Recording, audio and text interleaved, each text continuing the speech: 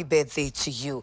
Anope mame enna maboafo yase ansane yefiti enkomo no anse na wo hwe mitie tenyenwem ya ene said ye mani asi age ho na me feeling good ewo mu ya eye J Essentials ensano eno no enti na da me come for J Essentials ma oni say obema we nwa wo sha you will feel confident all the time. Enti mpacho ya ko J Essentials na kwaji enwipa Nini Paddy and one J Essentials. She show more Instagram J_Essentials and also say send the woman WhatsApp message and I say SMS na any woman enkasa. And we be out pebia on sa ebeka. Woman number nini 024 36 39 053 024 36 39 053.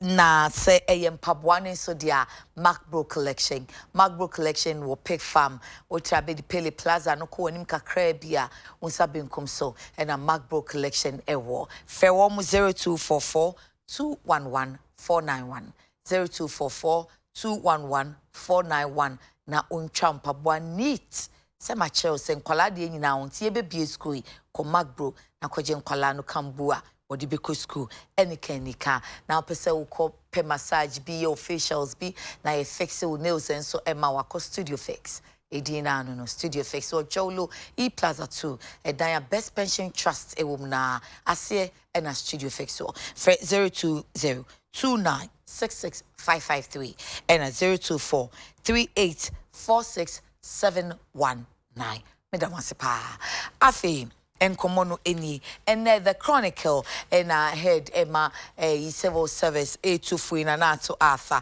na po mo mete won kanche na O24 say civil public servants ya wo mo epese wo mo koy politics no resign say na no yeti police ni bia na opese wo koy NDC primary CB and wo resign ye na mo mpa se wo hyem na ese wo a wunyi wanim se wo ya manwesem enso wo ya manwesem pa ewo mu no ye chewpe na nase ne eno ani se ye yi wadi kra enanya lotofo no ne won sensem no etu enya ntwayo ene the finder ediaba sesi ayi no wo mumu ache loto operators no agina fa se wo madwalai papa ena elefo age wo musika se ye be regulate mo ye license mo na mo ye modwuma ni ye afedi ekodura kwantimfi asian monsa meji musika ye ntimi nye ni sei mamo wa wo mpene de ebe so agi musika nkrofo no nso bi se de bi ene ye mo boa kra mo betua ni interest ene elefo se time na mo bu mra no so no mo tua interest ana ena lotto operators ne se dia asem na mo kan time ayi bu mra ben so munya but lotto operators ne fa bi nso say the NLA ye no ne kwan so asemi yen kan sen ye be ko daily graphic comment fin do empanifo akohia o te say enu abema Abdul Rashid Al Hassan e di amane boba e se sie die wonum se eye wo ma bre nwa ne abenkwan nsusu afunu yono de bia bonfo sem bia emebuno wa metifin do kan ho enti sie die wo mo ese combined force eno de be yadwuma posi ni asrafo a wo mo ba be bompempe wo example tem honum no enya asem keto on pese wo be soso abonfo sem ni so ye kan senche mabu na wate ase hu se de mpani yi ni yemua na nsan kwagensem ye se opani nya ho tamaklu se mampani enfri akonwa ne so efi se corruption sem wo ekoso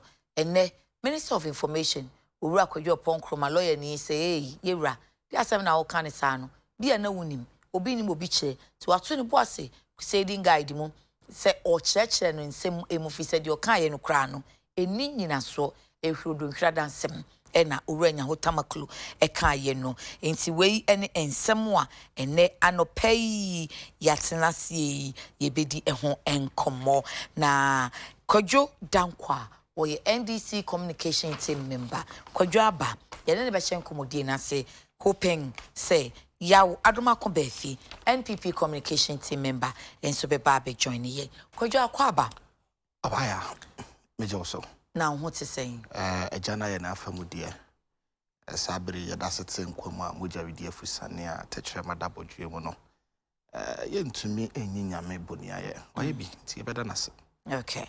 Yen share that say no pay say waba. Na yen share say fi first one no say Ufa Chronicle na na me boso eche no na ato ata na obo amane wo Chronicle na Chronicle ebo amane say opani wono no ye head ma local government service. Yes, local government service. Na say public servants nka also the civil servants nyina aka ho. Also the omo nyina aka ho. Public or civil wa we local government asene die MMDA se for no nyina se wo ye wadwen se wo be open campaigner se ye yiwedie se we dey nya asembia abaya medase mama nchia o memfa nchia matie for ne titiri NDC for age adwa nchia NDC yen franka tuni eyo mampani John Dramani Mahama ye chairman ofusu ampofo ene me national communications officer Same Jemfi abaya no krene ne se me ba ye mafa finder ana Chronicle mum ne ewo mun meboa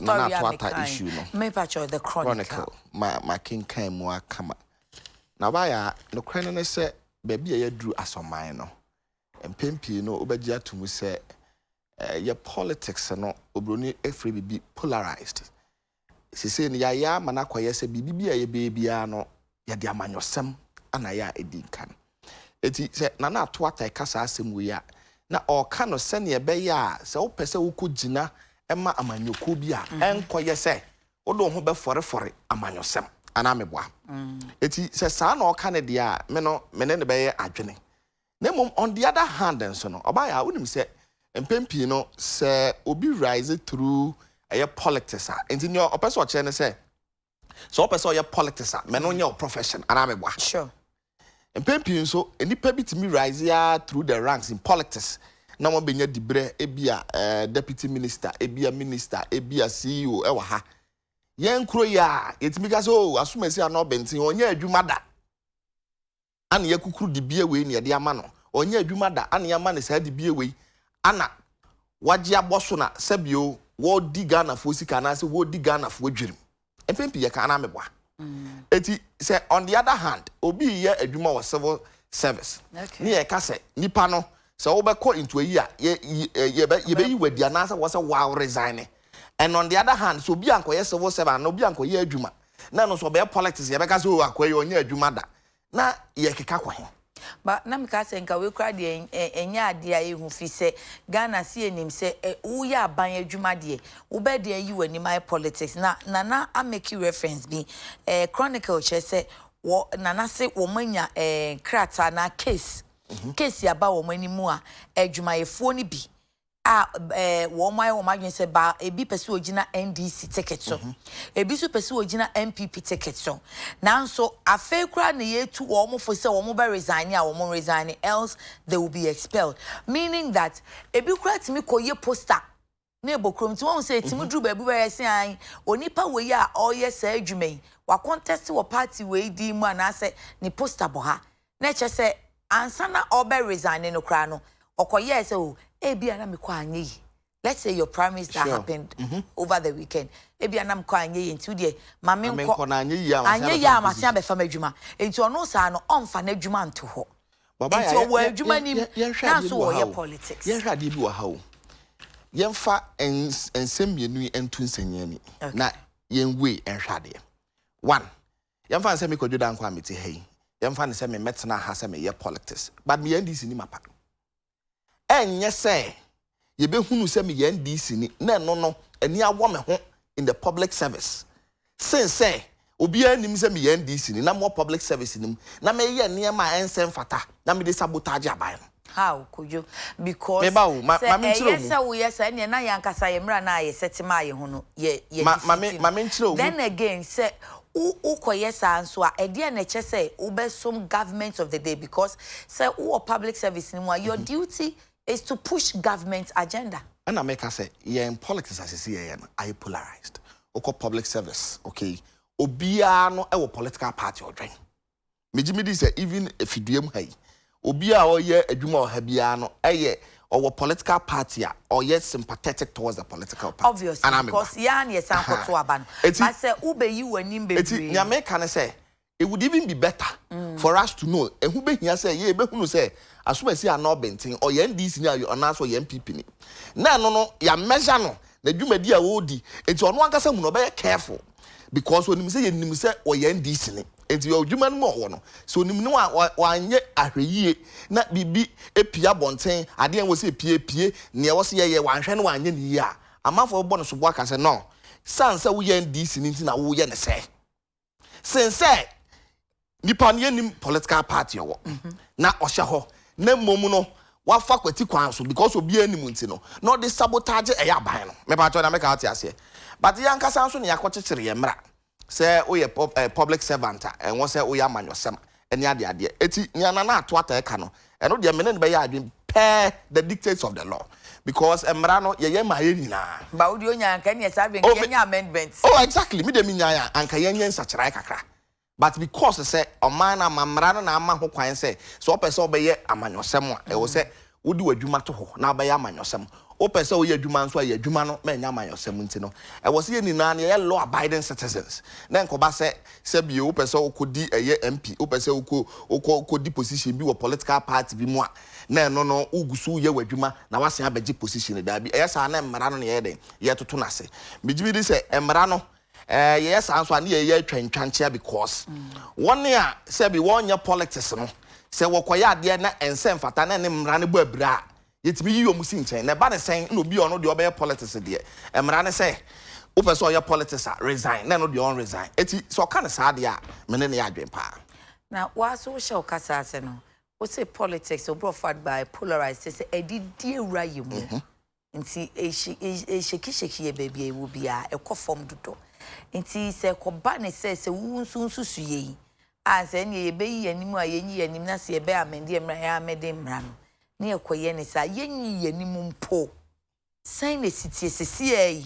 Sign a city. Abaya, didn't I make us yenny anymore? Say, Yawahi, Swahu. Where you may fool Wahan him say, Obaya a NDC near. Obetsanaha, now to talk Yanwa, obey careful. Because in Babia. Oh, if it's a 1 to 2 and now can't say me not 1 can Yamafa so your MPP needs no casa. Never told the American say. And you say, Papa, because a bassa woman musu ye Jumana womo, or some woman asking the people you are rendering the service for. In this case, Ghana for no. Only say Obian Sonenedi. That is what I'm saying. That's what I'm saying. I say now what defeats purpose. That's what I'm saying. Say your politics now it has been polarized. Even if you go to the student, then let's look at how you depolarizing it. It's not easy. You see, your mindset, no one, you're polarizing the income. You kind say, and then say, your best society, your mindset. As on mine, or say, society. Now, be a quiet partisan. And you see, the winner takes all. And that is how you win. Say, me, need a year abattoir. Say, be on your walk, crony, nan, your man, nano, in Naba Shamensa. Even toilet crano, your cockwaje, because you're really a buying. So, kind you see, MPP winning a election 2016. Ah, nipa bi bowura afie mu ACZ cars toilet near ACZ anything I make us say oh yes I'm not saying say AC wo MPP apenso nko a na make out say thank you na make can say because say your politics has been polarized even at the student front to go student front me go university na me student politics kakra in fact so be equal position kra na say nipa no oni wo political party a empempi no near say you support you because you are not from my political party. And that is very bad. To the extent that me, at a point, nobody knew baby political party and I'm a because of 1, media and mikra. 2, moya margin some support and the public assume we na me assume no to me near Jumano. Because all my political party I was supporting, I'm supporting. And it has run through over the years. And every aspect of our friends' life. And in the was say a share common say polarization oh yes say I'm not telling you what you should say, but I'm just thinking say then you're supporting and we are now supporting and then we look at okay polarization in high and say but to say supporting and was because your mom ran as a mra and a maho quine say sebi oso obi pese okodi amanyo ama okoya amanyo semwa e was de ne dwumadie to enu ti na make say if per the dictates of the constitution and I say our laws and e ka de a me ne na ya adwene 100% because sebi yentimi mfa mara ne nton chen you don't know that a public servant eyi nanim so okoye politics obekwa akoye campaign na watetare posters na still wo ye adwuma afi uko na anye ya manu ase before adwuma so you be doing the two at the time you mean you know emrani nim we na enti na mara na agi atum se yenya ne sa enti sa de asa na wo se ye Kojo dankwa medase mami enyi owura ya wadoma ko ba fi enche se ofi NPP communication team ni mu afi wa ba be kan yinsa eja ya wakwa aba meje so mboko de ye ho adom mo ye nkwa achi abampapa ma mo fa se ho aye fe mbabu ehye na tade kojo aye sweet na kufu ade dase ye nkwa achi na ye ni kojo ye hwe enne chronicle afutuo ya wodi amen se womo public servants no womo be kwa akoye politics on for different to no kwa won politics se won koye politics so ene won hwem na won som se o man mu asomfo na e ka because say nipa bi mo staff ni bi de womo ahia asemo se womo pese womo kogina MPP ticket NDC ticket enti afei na ne council no anase ne local government authority no hwe so betu womo for say you either resign or ye be you ready any ye di won komo say we di enka omo a omo nim say they should have resigned once omo ye o madwen sa no na so adwen ho say yo mi da CP ye na twedi ampoase say ode enewu kuin so di ama ye ka tiasefo ho ye nyina so ye mompaipa ne mfa komapa atu ho ache ne aforebo entai o mampani adodanko akufu adani so ade hunu ne anamontu pa utu di ama o man no asemi a beto hon manopay eye na Dr. Atuata local government epeni oda no odi tudwa no I think say eyade a eye asemhia pa san say sebe metise na koju kasembi mene ne ye adwene enka no kremu pa no say Ghana ene ye mbotaye ene ye ni suade hunu ene ye ni daso de a sem NDC na MPP abanyaba sem MPP na NDC abanyaba na me ye adwuma de amoman no nkoso ne mpuntru amatemamufo ayi oman ma no afa entoma pefra ensesen ka me ma yosem no betimi didi mani edidi mitrim oba hema de me kese otiase ba kodum pempenso bi se MPP wo ho ni nti no ene me NDC ni ebi kura ko meeting and it's not limited to NDC nko a MPP wo ho no so no in the same vein NDC wo ho no we koso ha no eyade hadwene menyi ni se empo abrofo esuade free wo mo ho enyirisi abrofo ene America abrofo no se suba ni bi wo ho no se si amene wo kasa yi se Donald Trump no ye Republican wo ho no menyi ntum se wo mo wo nyuma ho do mu nyina Republicans ebinum kura ye Democrat wo mo etimi anya position e wo ha sei ba ye mpempen so bia akosi se esua hu no osua traw se de bani o ama akoye niam mebre ama ne empokura duane a ye ton kura tumi ko be say we kura da bro NDC ne ne mentuna duane bi but ensasa amanyosem yade a yesua emrofo de beto yen akwasi broni ede na amanyosem western system of democracy eba no na yen abibifo yen ye de ne tiase but I seem say we have abandoned ours yen de no na communal spirit and kabomu de ewum ananya sa na tie so ohene te wono mu a kro na otimu no enya de esa me dem tuwa ma wi ana me tuwa ma wi sei ebia no yukuni ana bia o yekọ nani sedem tie enudi asante asokore akunya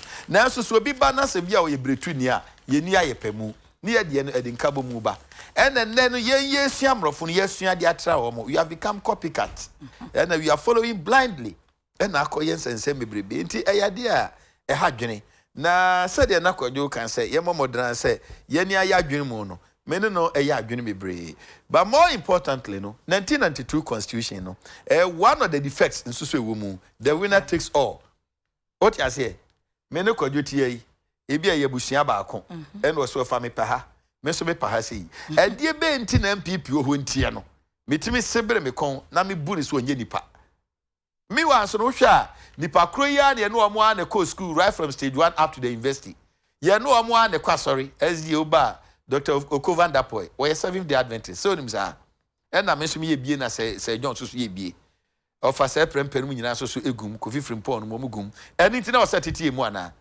ebinum nipa kro ya na wo Roman ene wo hase eni nti no se mo som no no man no ya mamre eni ye nkabomu communal spirit na wo ho no e kan ya bomu a you rise above this partisan and political no e de free ho no enti me free say na sem na wo kan no e no kro yi pa e na de toso nso so ampese make to be specific ni say sabi Yamfa boa ba akunkum no mamri no. You can't kill two birds with just a stone. And into no no cre. O ye civil servant. And na person o ko na akoye say adwuma we say ya. Achinya bia ni ho, and one say we resigning. But over the years, you know, say NDC na ho no mo a. Wotimu sa soma say o ho sisi you know. Mean we ye NDC ni. And we contest here. Na ba o into ba no asa be show cool. Okay. MPP o hisu so bi so be kwa contest o wie no anya no de abehye o no ku enka develop bin enka ensasanka funso bia ho ba yensu ya dwene any sabotage some I di room ni adade ntino ena akodu mpempenso a afutu a na to ata o de ma no me frisi enya yeso mo beboa ya nwene o ma no ho si adwene o ma no ho do ne ewuru se binum be ye bi ne yaso ye bi di atra so de a enkoba sam ye NDC ni anam ye MPP ni ntino me de chinchina ache maban ni ho no me ye asai no ana chinchina ache maban ho no de wonso me kan kasabo ahye oyem pempensuo bi adura ana eduru pempensuo bi a o se yetimi adwene o man no ho echen ye de for this first topic the omumi enu nyina adwan ko benkromu ene ye hupi se ye koye nim ye benya ni se ya na anye wofane ne wofase akasa they find that Lotto war deepens Lotto marketing companies back NLA's license regime, but Ghana Lotto Operators Association is angry. Minima me sure some of the money disa Lotto for no sense no echi wo mo say ye license yo mo NLA pese wo regulate wo mo ye enti wo be license yo mo pay capital bi ba any ade any guarantees any ade ene Lotto Operators no wo mo lawyer no kwa doctor lawyer Dr. Lawyer Atukondua Atukondua won Dr. Lawyer Sam Kondua yes ena opani ni se die onu gina mu ma Lotto Operators no ne NLA ni wo mu di no ne wo mu ni yi NLA so se paso pa nwoma so enye nanum de na ne ye ntia sesi ano ababa ye preto na enedia aba no Lotto marketing companies say the NLA ye no eye ne kwan so wa but Lotto Operators no ntia ase ni nyina no eye adwuma asem ne ye ken ye beka ne sen na aboa se why ne se so hwe ema wo mo nsensem no efio because aye argument kese pa wo media ni mu na me sure say wo fire what mu asem ana wonte here men share den ni akiri on share den ni akiri nti uni ho take me ya kika na mso me kan bi kwajo yenko obaya ebi akwajo ni na manya bibi aka men so kwa no men share den ni akiri yi em se na se ne mu ntie nkrofo ha na nsane ne ana mete say UTV evening news na interview some of the Lotto operators no. Yeah. And spokesperson for the National Lottery Authority, and so ebenya akwenya no ye nchichimo na meka se min shede ni akire ya nya se mente se wo mo ka ho asa mate de na mum se madoso doso mu ehunu sabio ne oka no kre ne onka no kre no eno na meka se min shede anya de ndi akire de untimi de teme but at least what you be na mete ne se na Lotto Operators ne ka se eye owura kofio se ame ya momutua eye sika bi I think 1 million Ghana cedis no ka say obemo license na sika no ada ho no ma be ya fe ene ya chire ni a license na omo pe no almost 2 years omo nsanya den enkan no waka say binum mra magi om sika back no mo ka say o se sa de a ene ya sika no ko betimi dia ya adwuma eti e betimi dia ya adwuma na waje ato sa de a wo de mind de a na udi nsi hunu ye den esi na utie eye PR no nso a ono nso ne oka na say o ade ne de sika no aye de to ho no ye jesi ye de be license operators no Lotto nso obi o twa Lotto bia na according to no I was so you be a oye credible because amanfo sika ana wo de ebedi dwuma amanfo betwa Lotto a obi o twa Lotto no se ni obi betwa Lotto no de I was so wunya sika timi de de retua naka enti ansa na ye be license wo mo so no I was ye timi ko ye hwehwe wo mo background ne unso no asumasi ana obenten oye credible so I was ye mano eye license ane ye de aye den ye de ama no utie no be se na ye kan se PRO na kan de a se bio na eto asum because se obi e betwa loto na se nipa wo betwa loto no se be onye credible a ehu hia se wo se ye ma no license no de enkamene ne ya adwene e na make say ye ndoso doso mu hunu se ne ade na ye de etie ba ye nim se empanyinfo omo enali se bio ade ya hyase ye boboba ye besere omuntu omo nansi so because one ya wotwa loto no omo so ba bi omunya omusika omo so de hwa abusua ene mofra ne ma no eti se koba se sebe ye betoto omudwumadie no mudi nasia na eyade a ebe ha dwene ye pa eti eye adesrede ene ye de bema won a wo hwe eye loto adwuma no so se omo be hwe na saade ya ebe ya pe enele ya pe ne pumasibre na nkoba se ede enchiwa hyew bibiri ebe de ebeba. Okay. Afi wo fire wonya ho ensusie. Yeah. Mo fa se my background there you know na jaka krema hu CDC kro. Mmentia. Enu kreni yenum dwumadi a national lotteries omudi edemo man. Titru pa eni se wo mo ankran no so mo so ehyase no. Yenum dwumadi omudi demo man. Na MPP over the years Dr. Dankwa munya ni swadi hu Professor Buzia munya ni swadi hu no FIM party no yen no private sector development eni nti yam bota ye bia na ye ba pese ankran no eyedie no ekonenim sere be ya bibia no sa ankran no fa ne tuma pefra se na kwam despite fa ne tuma pefra ye ne bia kan ye nyina ya na mebo ana eni nti no ye ba bibia be ye betia ankran no ye party no ya na yensoso. Okay. Now we share national lotteries so we have banker to banker no sha ase emre bi mu no sa emre na isusa okumase ye beto ba ya chede but we wan say we mo bo na o mu free lotto mu ya sa be kaya no mu amanfo odwane and na kodum pempen so say things are getting stabilized and into the nipa so a ewo ehonom a wo mu twa lotto no obahima edoso pa say banker to banker for na private sector no antimi angura mu a ka sa nipa dodo no ano esan abeka hu abenwunu aban what you say emfa so ye nya free hu ne say ete aban no breso sere be ya wo mu ankran no so fa private sector fa nipa eboyen dia toso mienu wo mu anya wo madwuma no kwa aban no so sanya foto edi free mu what you say enti wo mo no bibia ya private for no die na wo say MPP aban ya wo timi som ye boa nia wo sa me yawo ene na so ye enso e ka no e say botaya o mo de je sika no ne say sere be mbenya bambo na yatimi hunu ye pa say lotto no bi a tomre bi kura na nipa no wadi bese bi a 50,000 na woni sika botine da hono na akoye te se bank insensem yi a ye ba yi a ene nyame adom ye hwe se nema betuma koyie no nti nanka wom na me de ha me kakra ne se oba hima se wotimi ko ka ne pefi se o mo magi o musika eno no sebieson euro samia o tie mi ahwemanim ye obi anso tie antwa ye ade anti na antwa ye 1 million eno ode koto best point one of the best yi ode koto hono ma woni nso hu obenya ana de make me bo ana eni nti no wa magi ni sika botre no odi nsi hu na e ka ho ana sesen adwempa wo otirimu ni say o fa kwan bi so no alansense wo no there is nothing wrong about that enka ye pa na mbom no sabe me free sanka o ye wie na nipa diska no ba ka ye papa na wo kwaji sika de to na e konfie mienu na so de koto treasury bill aminim o de koye dwumadie bi aminim e na me meji e ye ne saa no a no mampani ani suade hu na adwempa opeso de bo man no na wo nyame anim adom ene o mampani anim adom a wanya ye wo so ye adwuma de bo no na wo kofa ni mo e de abeka tia yen we will not sit down to allow that enti ore esamia wo ye bo abaso so onya asa adwene no na mbom no for me de enkasa bie son ye hunu oba wi ansa ne yasekete okay enka wo de niam no gu kwan ba ya ni ga kwidi ga na ama conditions because omo onse omaji omusika no or say conditions be can home terms and conditions apply. And almost 2 years. And omo meet conditions. And almost 2 years. Everything am operators ne so you say what conditions are. Debbie, Obama, hwe osamia me penasem papa, me na nantida, me nua no. But beyond that, no me pepati na sem che obia every single minister, every single appointee. Because a party ni one mo a, NDC mba me kan cho so say ho ofe ba betena se. Se MPP so ni one mo a Kojo tuwe de no kwahye baabi a obetima ye adwuma pa ba se nya constitution ni sitie no se no kojo se na ban ya ma retirement ya no okuri What you say? This a be a job for me, nya baby share am so kwaje. Kwa no tum dey machi. Anything mesre. Mesre so hwe sere city no a.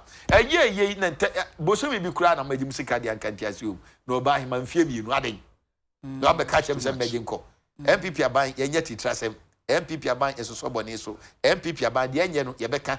And woman show man penny no so a udi animu no. No woman show na be di akiri no. CEO for the office any omu kokasa as a communication team member.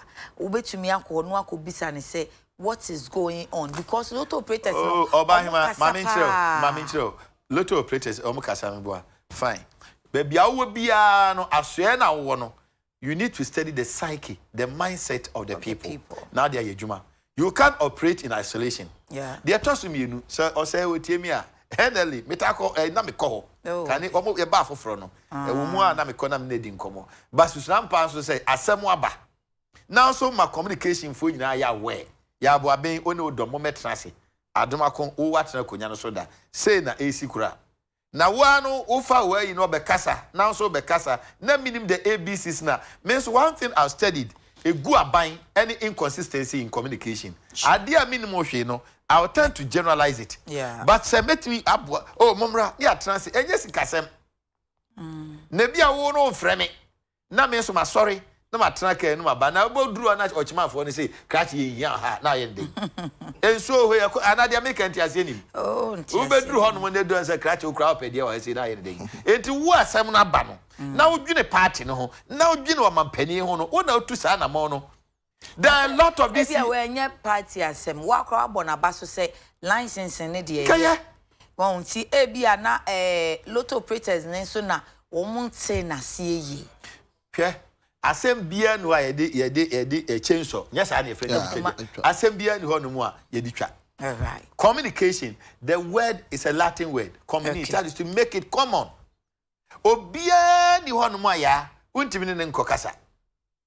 Okay. So I won't yes idea. And then now you being CEO no krano a now you being a leader na hadwen. One of the marks or the attributes or the hallmarks of a good leader. And so you should know how to establish communication a rapport with the people. Okay. And you know sabe only a jawo. MPP ni padudu ewo mu ye to abade ma yi no. Se yesi ye po mo ni ma de o mo wo fa sabe miro say obobra akolenim. Ke bi be che no. Ba ebre no wie duro no yese wo. Enti won na was a party no ho dwene adwene eni omampani eni suade hu no ubetimi enya botre ehnya we yo so to na say e generate into conflict in itself no kra no is an indictment. Okay. And I make catch you say so amuntu asi asem we say ehia so obeko invest in what ase me sika da ho fabra me ma license enfie mienu na so wa miti beje a enti wo mo na entinsem na se into you irrespective of the condition nipa ni sika na abeda ho a che or the license ne ma wo mu enya se won fa ma wo mu per se e de be pa na mo ye eye ti mo twan ye asa sika no emfa nto no. Okay. Enti kaya no kran so in between engagement ben e na no wo mu nya. Okay. Baby ya mfa no kran fa mo wo man no ye ne ya asa nie but so say enya se on fa ma omu per se ya so ono omu oso omu magi no omu se wan fa ma omu a then the next alternative give them the license ya mini wo se susuna pa se me na mo no mabeje osika e na bia to afi ka ya kura ma betimi de ne voice ya to ayi pa kem na de mintie wo news ya mfa no kran fa ntro ma na se ya ya twa loto ana ya ton loto na da me no ye example me mpe example said ya be one we can no oh the point ni say ye no oh ye no and na hyase no ano what the conditions na ma wo mo fine and na wo mo amiti ehu ebebosom mienu akura se maka menwe na mfie mienu enti condition no ebi ni so onwe University of Ghana condition no ebi ni sen me kura minim condition na se. Okay. Mini condition na se and a lot of one so ayeka o masem no omo te say drivers omo te say teacher for omo te say nurses.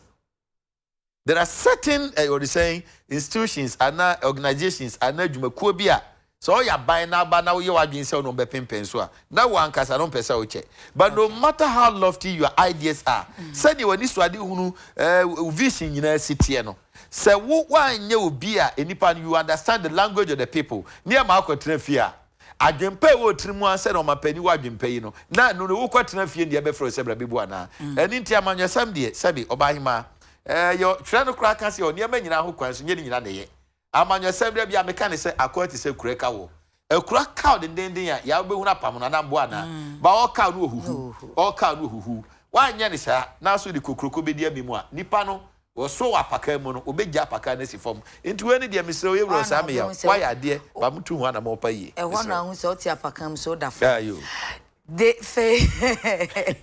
Facebook comments kakra mo dia bana ye kenka to aso amamu wola nyo ewa akwetia o se Ghanaians know NDC as machinery for lies and propaganda. John Mahama's era of governorship is forever laid to rest. Mahama should be the last to talk about abandoned projects, but let me ask him, how many affordable houses did he complete during his tenure as vice and substantive president? Politics of dishonesty and hypocrisy. Empress Limalia says, good morning, sister. Yeah, the NDC guest is to you and your guest. My most greetings to the NDC man from Momi. Kaswa Newtown. Hey, man come for no. Auntie John, one file baby, I met you. Message you. Auntie John, there were fear Kumazungu Takrade. Yeah, good morning. My humble advice to the ordinary Ghanaian is to wake up and let's send this funny braggers back to opposition. NPP is a party that has come to kill and destroy. All the sectors of the economy is broke, massive layoffs, and on top of it, one can't even sleep in peace, and we can't see and feel the comprehensive difference between the NPP and the NDC. Abdul Latif Zakaria says, we just wanted to develop. That's why we want to get a leader. Okay. Musa Abatwa, yeah, I noticed a certain trend by NPP communicators. Anytime corruption is being discussed, they deliberately introduce new subjects to divert attention. That's exactly what the Aduma Kobefi is doing. Ghanaians must stand up and tell President Akufo-Addo enough of the corruption. The PDS scandal, where 51% of electricity bills will go to his family and friends' pocket. Kasa anopedi enkaya ukra wahini nuyechi. Anna. Denison Hood says, yeah, good morning. The two politicians are matured in the game. If all politicians are like them, Ghana would have developed massively. Teacher Kujo Tepanyina also says, Flag Bearer Mahama, did you complete all the projects that were left behind by the previous NPP administration? The question is, how much money did you leave for the present government to complete the project? We haven't forgotten your massive corruption and the IMF, which gave you the incompetent tag.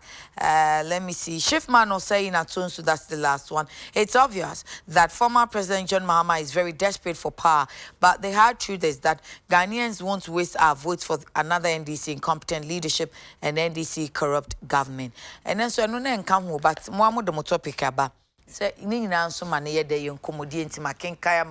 now the next one I hear, the publisher, the new publisher, page 6, and wobo amanie say Dr. Nyaho Tamaklu say the new publisher dear can say or ye founding member of the NPP.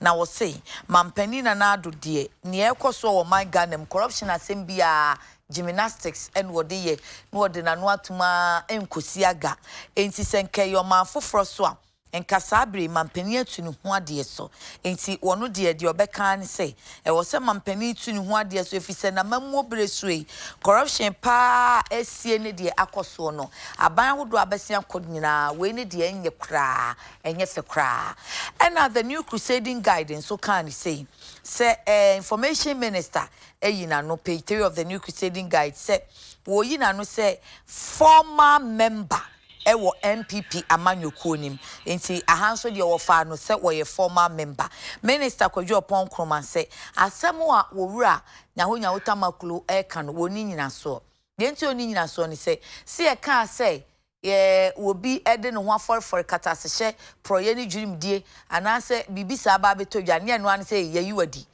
wo se esese ye fan hyehye ye paso de ya kotofo eka no due process e wo se ye tie nipa na no asem evise nyankopon kura wo mpentemu muaten otie wi anu wabua enti se bibisi na mampani kwoti abedwakuo ana mampani kase yenhwehwemu a enhwehwemu ne so en wo begina na watu ho anamo enti o say unfortunately so pani no akasasa we emienu wo so wadwen o say wo fa ya Mampeni to resign, minister says, Unim nya wokeka.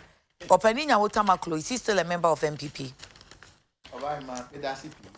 So ye pa obonsam sisi odaso kan nyame abofo na omo soro no bia na bisa o kwa sorry unim twa no unim pa de pa ni say nye Bible study lesson e we Senkamako Tuesday teaching service of Fresh Oil Temple ICGC software bisa mi anka meyi ano ahaidi ya me na mbisa kusano na we yi ano enti respectfully, I decline to answer. And at the end, depa ni se mi nua ba so ye Kristo ni amapa. Ya de ye nyina no, nyame asem so so ye nyimfa nto nchen. And it is se mi busa wa na medika.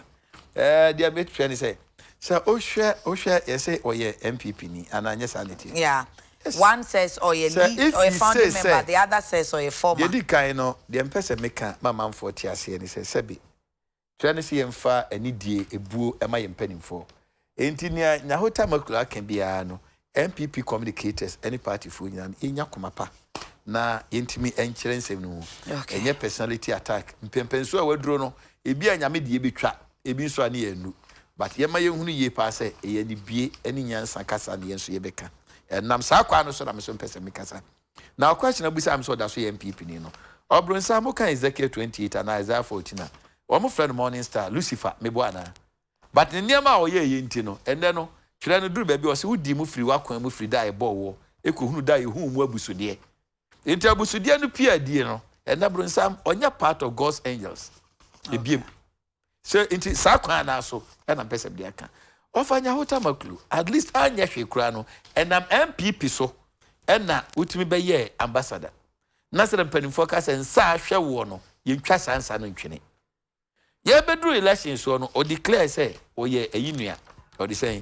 Ibrahim offer ne bus ne offer say efo ne wo mo okay and the resistance o ko to say Ibrahim an contested bibia I also say one ma nyina o say na busuafo eni nti no o kire mu say blood is thicker than water e bi na no pay no me ne kwadwoti a ne ye kan say saa amanyesem ne abusuasem ne di wurewure mu no offer toy e na nya no nko ampo enti o kire ensuo no ba bia nam ensuo no kwan anade me kan say o ti ase enye no nko asoso owie ye no ensem ahodo a okan di fan na danko akufu ado ho no na ese na akufu ado kra de sebi on sese obedi Ghana konya okan ya tu mu nkyene se na akufu ado bakra na ontimi nya hwe eni nti no asem o di kan akada no ye nyina eno so se baamu na ewie a ne de we sei no ma be kire ama o se di ntranya no kre ye the manifesto na nam ena ne ye bon to ase ye ba be ye we sei nya hota maklo babonte se Ghana for de na nwanwa ne say 2 days to the election or a press conference e card it na kufu ado ntimi nya hwe ba free SHS page 107 nyame adom ya ye matopoku prempe ne da no woni mpanimfo ewradu twom o ma ye dwuma papa one district one factory page 23 ye manifesto nya ho ka se ye ntimi nye and that danko kufu ado ya ye passage of information bill 137 passage of information billing since 2008 NDC aban can pay so buy they are going to pass it omo ntimi akufu ado buy no wo de aye adwuma nana nya ho se anya adwuma o atiefo ntie ne ye o de anato ncha renovation of railway lines ye wo dynamic minister Jogati or ye adwuma pay 77 or ye ho adwuma buy list we nyina be wi a wo be ba be address because my we nyina and so say corruption akoso na ye west 80 president resigning on say in education you know you start from the known to the unknown or say yentimi nya hwe and the doom so afiri honom or say yentimi nya hwe enti obi o ka say adodanko akufu ado his excellency yentimi nya hwe na nyame nam ne so yensa nkyerene a o mai mu no enwanwa no so obeka foforo biewu a ye bagina di de toso mienu ye se de osua wasache anepa ono asem wo fa asefo enti no me ndi wachi enti ada de agina di again yemra o say corruption akoso na MPP kra this time kra yen nyanefo 2008 corrupt a year idi gu yenso na edoso to the extent so oboase gold kra ya ton ekowi ase NDC fo ba ban mu no wo mu eko parliament na um converting no ama benyu ado ni fifi kwete ko kan say ni nyane ntwato so ampa so omo ba ye mfie ngotwe no omo de nipa besa due no nipa besa du nkron Dr Anani, de no koi. Dr. Antonio Sakotu, de no koi. Professor Jambafo, de no koi. Offer Akwesiaji, de no koi. Asamwabu ati, womu piano. Ni pani mebrebe, kwa jom piani, ni rakumbrube, womu nyina e piano de womu koi. And siaga, sunset sabi. So we have that record. Enti do obedient anoka, yes. Now a minor, we are not in a jungle state. Near them run a year jumano. Yeah, ba ye can say, almost a NDC for no, and never may bring no mayeno. Sabi, Gifati Mokra could dear dance, can say, Crofon bomb diabetum, and Utuba and ad natum. Meno Casas is here, no, any pabes a bunu, and one walk court. But Professor Amos Crab beer and can say, and brow in a year jumanca. So we are Masloga, Sadinam, Tamaklu, oh. Daniel Azim, Oba NCA, Eugene Bafuboni, William Matthew Tete, Nana Ousu, Alhaji Salifu, Joy Derrick, Oba Venture Capital, Daniel Duko, Richard Lassie, Abemefia, Irene Mensa, Kofi Sapo. One more ever court CCA. Ya can't watch him no. You buy a 2 million actually say 2 so. And in some we say, want me specific. Yes, o dear Jakwa, in yaw. Onye specific say. One year specific say, where dear, court to cry dear babon tin say, would differ. Oba Matia here is here no. Yet you may you, I'm a nima be a sida. And I thought said the lives of Yahuta Makrumom yam penny for no, they should have been guarded by precedents. Ada yentu amayimu, former heads of states, Akufu. Oba man just 45 minutes for trial. The same good so, ebe pem ne, yet my establishing bibi di atono so. A tempo, a frifa. Ya din some guamo so amedome, feli, a free a kufu, feli, yabuachi, and swear the guamo so be pim ne. Okay. What is a court to be a can once? So are we going to go that tangent? 2 minutes. Yeah, it shall say, Abia, the all cano, okay, who make you valid argument, but yen church you say, entisa, and I say, what can I say, beshe, and I say, since what done it in Pwedi say, one baby for Bebunti, and yet your beck can be a MPP between me and non Cassie, Gun Funuda, MPP between me and non Cassie and Tibiada. Name mono, a nipano, what's some now? Can Bible cry say, when you must have so the number wow them. When you must have so the number wow for it, okay, ye was anyway, name and ya can try. Say, yen watch me and your baby, just to say, Mobile. What you say, court to crassy. And a court to so the inseminia betuja. And no dear Sabi, maybe Trana make a bibia. Namikwan, I'm trying to suppress justice and truth. And into the Mr. Moff and say, Sabi, woman ye share woman. Na job would see me children me say penny trim and yansa. Penny so yansa and say Utu Milan watch this year too so. And yes, in so close to Ukuna no one in Yenti. Name of Yakano said them cry big we are corrupt. Maybe to a mini government appointment. So no one case will be or say scandals now but a scar one in the dust. And I want to establish a scandal cry, he said that's not what to know. Thank you. Kojo. Oh, Baya. And then now see Medase. I would say asem no akofa ba no. Unsem wo fa.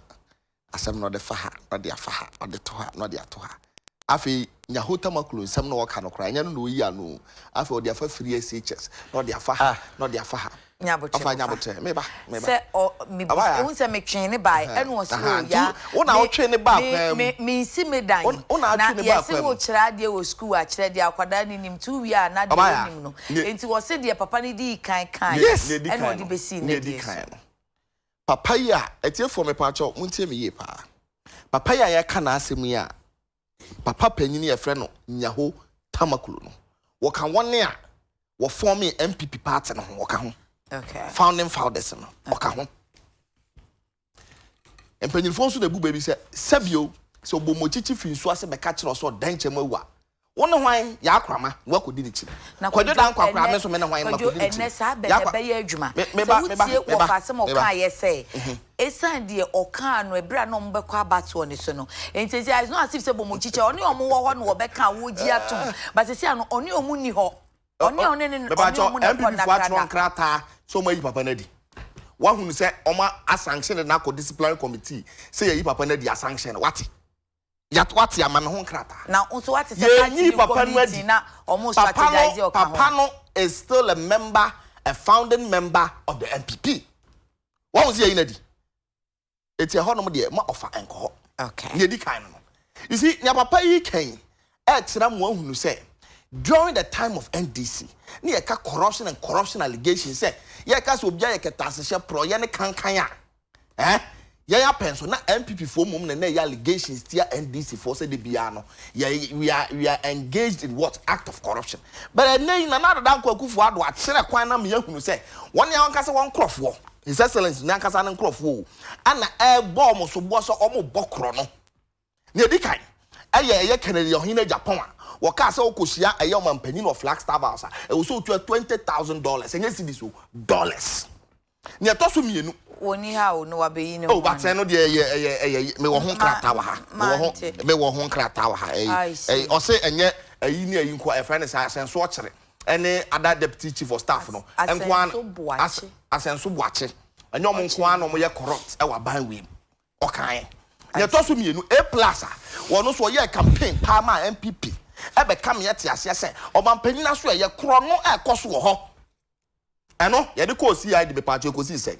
Enu mu na CID ye de fa so a ye ko born abaso because ne nibi ye te ne nibi o tape so no ni A+ omo negotiate say wo meyi nkrofo bi di free because e be go MPP ho fi eti aya amanyoku a ye ka omo asem a ene papa ya be ka so omo ye corrupt no munye ne to so miensa unim se aban we yi na aban we mu ankasa na amampanyin ne sofo o gini die Reverend Owusu Bempa enso abeka to so amampanyin wasoafo ne won ya won wo Flagstaff House no wo mo ye ketase hye no mo bon double krono no mo bon doso eno kwadwo dan kwam na me kai NDC head office e hono ne ye manufacture asa ne ma no eti krono ne ketase hye pro ye kankan no edi hini e wo ya aban we mu and wo mo founding father ye friend papa nyaho tamaklo no wabeka si sudua.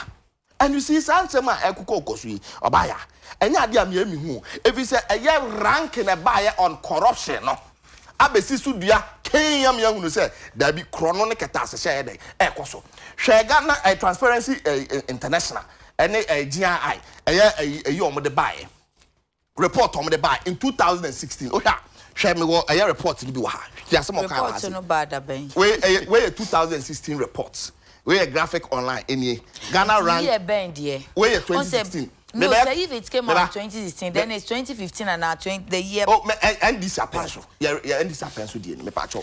Me ya comparison biachera wa ha. Me comparison biachera. Yes, Papa. I say Ghana ranked 70th country in 2016 corruption index. Okay. Under NDC. Now here 2018. Corruption perception index. Ghana ranked 78th.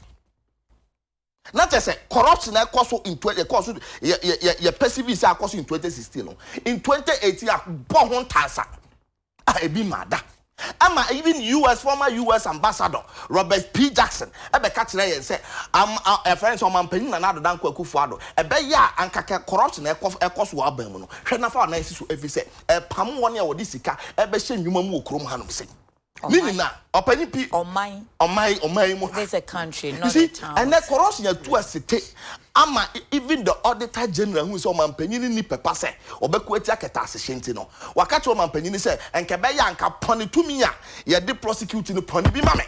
Na me fa amanfo nko gina aseni bia because man hunu so manpenini wafa obusuafo wafa unuanam wafa woni a woni om na bonkosu atafre wa ban mu. Na nyama penani ne pass anipa no. O say enyo no ano pass anipa. Auditor General. Auditor General. Auditor Domlevo. On my name na ana make say or say only 2 years the prosecute. Ana o kasa o man panyin pome empony 2 minutes bi ma no. Cause we who say o man panyin to me prosecute. Ono ankasa ne crofo because omo ye ni nuanom omo ye na nyonkofo omo ye ono ankasa ne crofo to me prosecute. And you also give me power to prosecute. Auditor General we any city FM online. To prosecute so that baby aban nwuma mu obekọ akoye na hwehwe mu a ebi ma o minor boka misappropriation ya dia dia I don't think Attorney General. I don't know manpanyin part on general. And then you because police. It is because say we who so manpanyin. One our power no ye na busuafo enti on be prosecute. And unti and also on pony home no fanya den on fan prosecute. And also as how on manpanyin be for abanya no. Ano de special prosecutor by oba na meboa. Special prosecutor or de buy na. Na nka Ghana fo na ye ogidie bo say. I can so manpanyin special prosecutor o de na bayi de sabi o na o be ko atia keta asehye ene special prosecutor asebe no abeka special prosecutor say omampanyini ene ne mpamfo a womo wa ban we mu sabi womo hinda na dwuma a oye no a womo pese dwuma ne bekoso enti se omampanyini ahwe yi a wo de ne beko court one na attorney general. It is special prosecutor. One kasa wakofa na ba so meye adwuma no. Wo say na adwuma wo ye no. Sabe won pese obeye. Entu di agrodo be kokot. O man panyini a ye kana asem a ene eye nya hotama kura be ka bi no. Ono ho asem ne ye ken.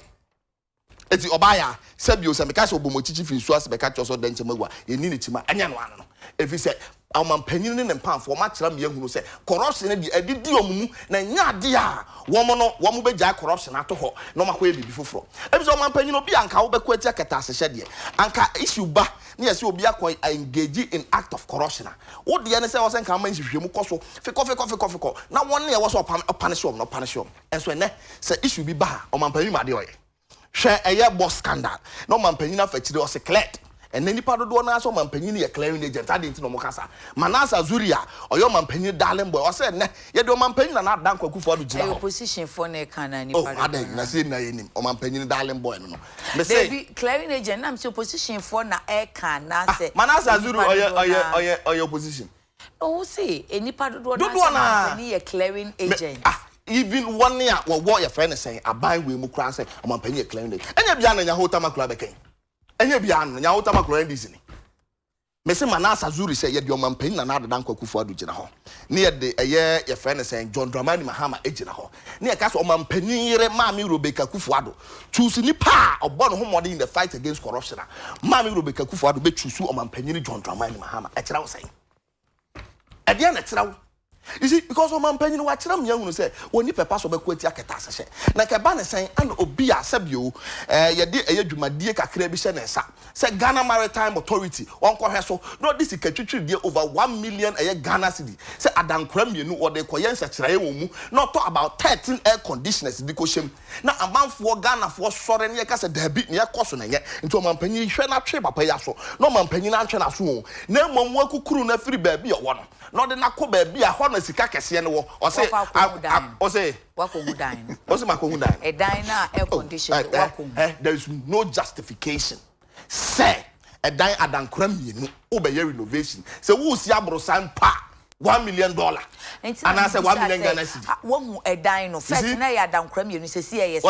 Or say we see boys quarters me no account. Now boys quarters me no 1 million.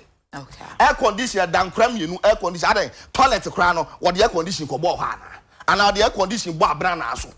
I mean, I heard the me part of buyer. I heard no my young just cry. Na saba pay.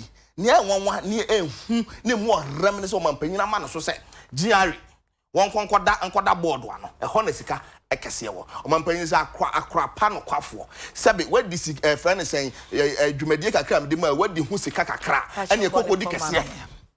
Eti omampanyi na nada dan kwakufu ado nya ho tamaklo kase sabio oyo bia wasu pretending over corruption e kamia ye say omampanyi no ankasa no oye embodiment of what of corruption openi kojo pon kroma response ne de on fa nya hwe yo isi omampanyi kojo pon kroma oyo bia me ansana na oba abeya manyosem no nanka ne nsem bi oka na ye mu bi nanka ye tietie kakra ba obeya manyosem ye hunu so munyu will take the footsteps of Nana Danko Kufuado His Excellency because and they your man position your man the beer when you be on so odi and Tisabio near was all ya and call for a man the beer no on home at home and was all ye. Oh yes, I mean you can't say oh be a coy shishimu yes corruption anti and why you see hey oh yeah you are the and I say yeah do aqua trim not some walk and will say emfa due process see any panel son because obi na kwa shimu no diaba ye nim de any panel so walk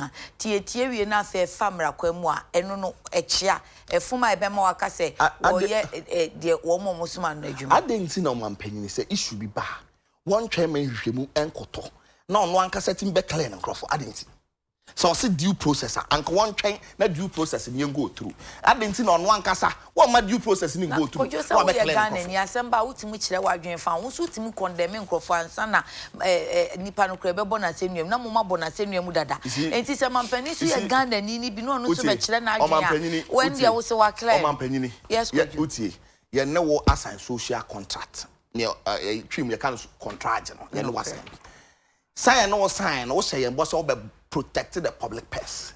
And the public purse now be protecting. So be a your dream catasha. Near what's away and say, Okawan to me because when you did to me, Nasha was so I say, now my 1 year I was would do on Juma, would do on Juma. Now, when so man penny, one power, I Attorney General and Ameboa. One, your friend say, even Parliament, most of the ministers are from Parliament, one power. It is one man penny, didn't kind because oh, I send me a can and no cry. What did they say? One your man penny, no power, no one could no, or make anything different from what man penny. Who's to say, when a young on so watch the Nigerian, and now I am a monster, and yes, I watch an idea. Who your penny? I at to a pama. Okay. One that you made a organ and idea showers. Okay. And I drink Chireko. To one among. Thank you. What fire out? Obahima. Remunai. And 7 S repair ye pa. 3 minutes. Na metinasi baby o free bar. Of course, I'll give you 3 minutes. Metinasi baby o free bar. And I make sure say 79 a PNDC who NDC year be you know. This kind of rumor, any baseless allegation, nobody to a champion. Almost say they make an affair bem. And nobody come home. And now over the years, you're trying to see no. Why they bet me a cassette free for a champion Kufu? I made me Feli and I abati. Say it here. You bet me do among come baby. And he is clearly justifying that. Near Tosumi no America want to no. May say in education we start from the known to the unknown. The Odi can Sabma went to me yano. Wabeye, entire dan yagire kokase bi wa yaginedi. There to so bi nso so a make person me man etiase yi pa ni say. Was it clearing e? Any of visa free anchor there na say wani so. But we can cite a lot of them. Now, otia ne be no obu ye no ntiase e fe na wo banti no me de beche no. Was it bobo nchichi. Wo papa ya nkasa bato mo ye campaign de mamo. Wa yi ne ho afirim. Eni ntifa buo maganafo. Anasa uchinchina na koche baba jama asmo kan ni say ade na yakokọ kure nkasa na ntwi no for so de ade anya no credit to Ghana for so mete na se akwadwo hwe wo me po asem ba wani monyam ento ne chacha wan na enim sanya hota makru anye campaign amamo ensem ben wanka eye ne o cheche ato Ghana for say wo da so MPP ni eno ye wo asem bayam banam fo say bianka wo be ho no say mama no official document but the point ni say ya man krata ye man krata no enipa ni su ade Yesu Kristo eni edi na chi ni age license free soro but Yesu nim ni person tin wo say you no from Awurade but then obetimi a friend ho Yesu say you no from Awurade ye nyansa sema Yesu ka de to yeso on friend ho otua taxes otua eden eno de na nchen na say de all ka dia you live in a glass house you have Rollins but adia ba ko fan you fit tell you saying say a founding member MPP you don't have a founding member we have founding fathers obi account mo na Rollins mabo na yi wo se mo ye greedy bastards etikia ba e na kede mo nyina akogum on sa some dey work in political communication ko jo usua ma opponent allowance ma no denigrate ma destroy Rollins say mo ye greedy bastards mo afumu timoto na mo de form Rollins na kai odo your founding father on the wo mo onu wo nyai o odi ya no to nchan ya abamba men ensem ben wanka say John Mama ne person corruption esi bi si da odi ya no to nchan ya Tony Edu very vocal ensem ben wanka from corruption no odi ya no to nchan ya Dr. Samfofro o kan sam ye corrupt no onu kwa mo ko bo no ko da hospital ne 120 bi odi ewu anameboa etiefo ntie ni ye come person be call sa defective minister onu kura kwagin ye campaign say kro na ya body e be chia tum kwajo wura fi you live in a glass house and you are throwing stones only a siasa na she said that o can say kro no campaign be no koye o si de MPP bomba ending o si MPP bomba but then tin na man ne cancer dey tin na man ne cancer no de wadwane bedase ye ya anope ho nya fe kwa wasem su mo de Bas Brandon ya no akoye ho adwuma ene ho sensem no si buo me hope say crofon bed mbetum eno no can say na numa se obi ye no okay odi ya no to nchan ya hwe Kofi Adams Emra phone carry games was say eniema this ya ye no se na kuna be president ya eniema obeye no ene Kofi Adams ma bona ba so say wa be organizer ne oye parliamentary candidate Kofi Adams na kai yamfa nipa abobo mu dini yamfa toto sankofo yi na kuna duaje man no ankasa me wie nua pesa meka 3 minutes e man tiase ni say memene de ye mo founder mo darling father Rollins okoto abawie ya media nbusa no aba corruption no afese mu di na tem enti sa wo gye dia mo founder di no wasem mu ye corrupt no I endorse say ye yes ade ne dia sankrata ya ko saba Ghana ni ade ko trans twetwe ne ba bi ni ade one thing is certain MPP buy you know information bill betimi aboa mamanya access to you know MPP aban ya ba ehu adwuma by partisan me ba me so ye 4 minutes Thank you. Time in here. Yes, Obaya. On say offer went to me and Chiriman Kase. Nyahutamaklu. Ya man elected be yin. No who hear me. Me pacho offer, Mr. No who hear me. Mr. Pa. Enti kamia say Nyahutamaklu ajatum. Say na Rollins so the confirm party by yes. And no very well established. Na home fast when he say. Nya to sumi no. Obaya. Yes. Unim say nansen ya. Enche bia o nansan ne. Ana CDD4. I said a ban way na nada dan kwakufu ado His Excellency. I never come and chirema say or your embodiment of corruption. What the two just say since 2017, Kronon kwa ya bawa ban way mo enquire close to 9.6 billion CDD. I say Ghana lost 9.6 billion to corruption since 2017. We a researcher CDD betu. Photoshop na de betu. Mama cameras na mama. No, you just sit down for you to. GI Ghana Integrity Initiative. Abeka so man pen na do dan kwakufu ad. O share your boss obekwati aketa sese. Na mom the fight against corruption. What fairly information bill or the aye law. Oh, of Ampacho. Yes, no, no,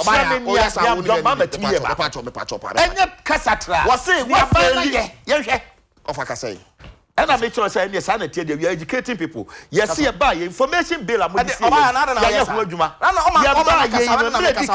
By partisan most of them opportunity educate people. And your life cause it's a Photoshop. Me baba draw. Mama ntwa ma asem so. Mama ntwa ma asem. Energy eyes o man panyin wadi ncho in the fight against corruption. The trans Ghanaians to fight corruption. Has got GII. Also, only purpose of a quotia keta one kasa keta session where the waiting to mine. Then I'll kutia keta session. Obi a would a jar keta session, onum keta session. Now, would the oyen a draw and no. We had an akutia. Can't you describe him? And I make a Nana for and a heading. Eka. Here am shots. And I say, Oman Penini, I was who go issue by ya. Wakofa no say, one may a chairman for me so a commissioner. What has Mono Swabeka? One of Swabeka said, Oman Penina Nado Danko Kufu doing the fight against corruption. Well, Lusu, what didn't tell him? And also when you Ghana web Tuesday, on what basis? And once a home clap and ye, me on what basis? Me 2 million my head. Oh, and some that's what we buy. Oh, me patcho.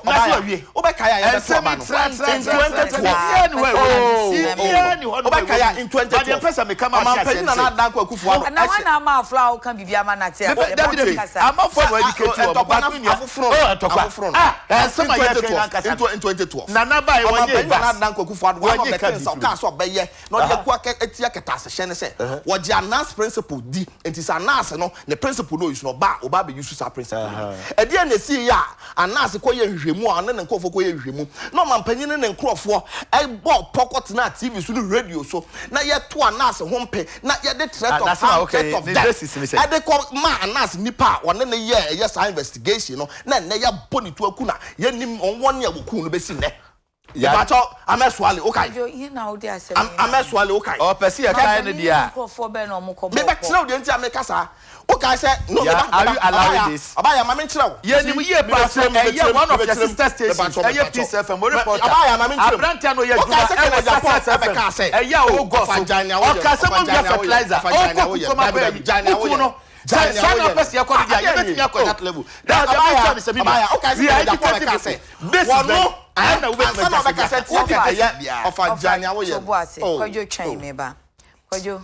said ye be ye na chena nko enko ye court onim de won ka enti ma me nchire mate Kojo mesre wada ye ni ayi bia fact bia che no metire me fact me fact ma me nchire Kojo me ma cho asem a dwefie efanya saka ne ntwa na muka you are not saying the right thing dissociate yourself and your station but me be chirem me 2 mira na ma chire si Kennedy Japan wakotena radio so a na woka se ameswale ne nkofo sebe ye chi oma yemwom ye chi oma yemwom say no what hate campaign sabre no say na oma panyina na adada ko can only survive na oba no oba nse ne amed swale ene ne nkwanfo omu oma panyina ni mu ase ene flag star ba ni mu ase eno so anche bia ana kana Japan be ka say eye anasa na ogu na ni mu ase na enye ne pen odi gu na ni mu ase so na adwo awada ene mpanyinifo bi a ewa ban we mu ebe frɛ ne say wamomra ono an ya friend sekere Japan ne mra na omo nkotena ase na womo susu ho na won nkotena radio so na won wu anase ho fi enye sa anase asem ode ba wa head wa sebe bre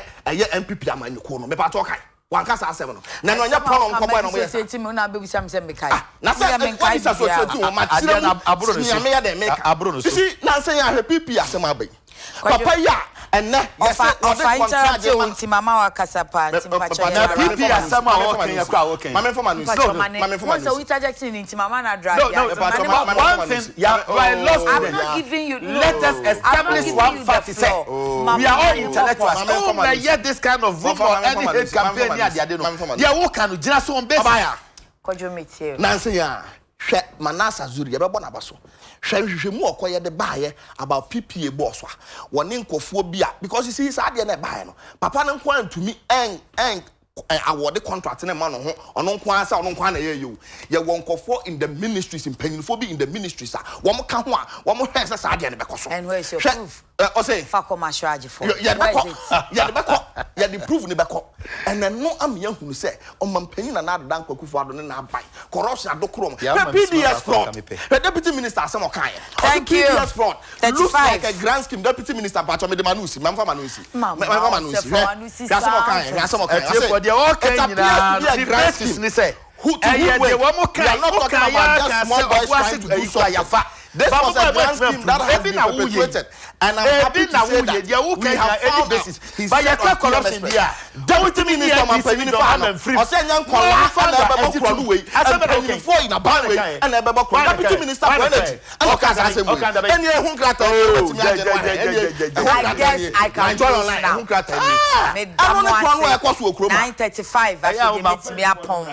Oraya Adumako Befi or your NPP communication team member Bema ya Yedase Kwajo Dankwa or your NDC communication team member Yedamase Pamucho Adekye Essentials are safe for meeting Fefe our East Legon Malabo Avenue na Instagram handle nso J_essentials Pacho from 0243639 na makache Magbro se empabwa no eni top na siso pa enti awofo esukufo nkwada bie school no kai se ukọ Magbro collection na empabwa dan akese me ensama esukufo die wom enti wo mo kọ secondary school mo kọ P1 ni P2 P3 sa kosi JSS3 ukọ obenya wo mpabwa university fo no kra mo nso mo die wo ho enti waba campus fofra na mpacho wahwehwe Magbro collection wo Pig Farm be the Pele Plaza no call him kakra bia obehu wo mo ewo ho